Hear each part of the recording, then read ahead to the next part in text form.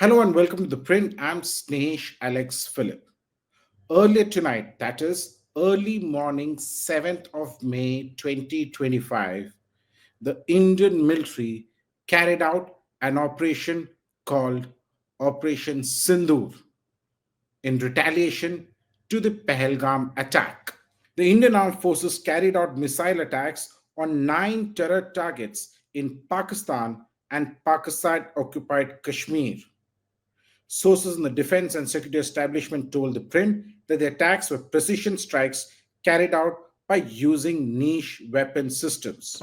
What this basically means is that India carried out a standoff attack, which means that the Indian aircraft or any other systems did not cross the line of control to carry out these attacks. This meant that India would have used the Air Force and other assets of both the Navy and the Army to carry out these attacks. While we're awaiting official confirmation, one thing is very clear that India did use the Rafale fighter jet to carry out these precision strikes, along with suspected use of unmanned systems.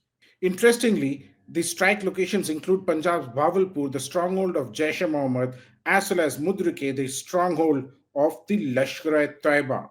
The Ministry of Defense issued a statement announcing that the Indian Armed Forces had launched strikes at the terror infrastructure. And I read out. A little while ago, the Indian Armed Forces launched Operation Sindoor, hitting terror infrastructure in Kashmir and Pakistan occupied Jammu and Kashmir, from where terrorist attacks against India have been planned and directed. Altogether, 9 sites have been targeted. Our actions have been focused, measured, and non escalatory in nature. No Pakistani military facilities have been targeted. India has demonstrated considerable restraint in selection of targets and method of execution, it added. Remember that these steps came in the wake of the Pahalgam terrorist attack, in which 25 Indians and one Nepali citizen were killed on the 22nd of April. The Defense Ministry said, and I quote, "We are living up to the commitment that those responsible for this attack will be held accountable." While the MOD has not given the names of the locations which it struck, the ISPR, that is the Inter Services Public Relations, the propaganda wing of the Pakistani military, came out with a statement saying that the Indian forces targeted sites in Bawalpur, in Mudrike, in Kotli, and Muzaffarabad. The ISPR said all planes of Pakistan Air Force are airborne. All strikes were made by India from its own airspace. Pakistan will respond to it at a time and place of its choosing. It will not go unanswered. The temporary pleasure of India will be replaced by enduring grief, is what the ISPR said. Since then, the DG ISPR has gone out and spoken to different media outlets and even held a press conference in which he said that the Pakistani military is responding to the Indian attack. They claim that the response was ongoing both on the ground and in air. What is known for sure is that the LOC has become extremely active, with Pakistan using higher caliber weapons rather than small arms for its ceasefire violations. These violations have been responded to by India. Now, as I sit here, information has come in just now saying that the Pakistan Army resorted to arbitrary firing, including artillery shelling from posts across the line of control and IB opposite Jammu and Kashmir. 3 innocent civilians lost their lives in indiscriminate firing and shelling, the Indian Army said. As far as the locations are concerned, remember that they were not just in POK but also well within Pakistan. At times, over 100 kilometers into Pakistan from either the IB or from the LOC.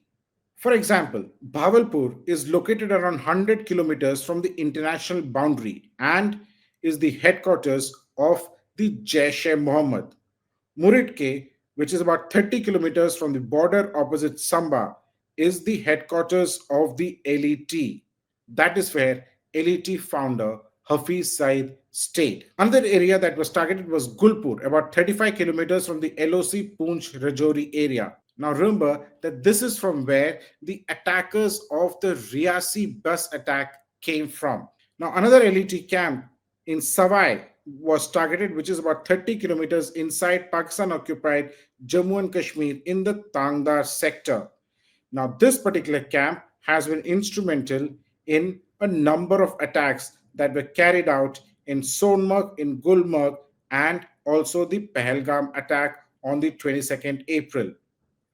Bilal camp, which is a JEM launchpad, was also targeted. Now, LET's Kotli camp, which is about 15 kilometers from the LOC opposite Rajouri, was also targeted.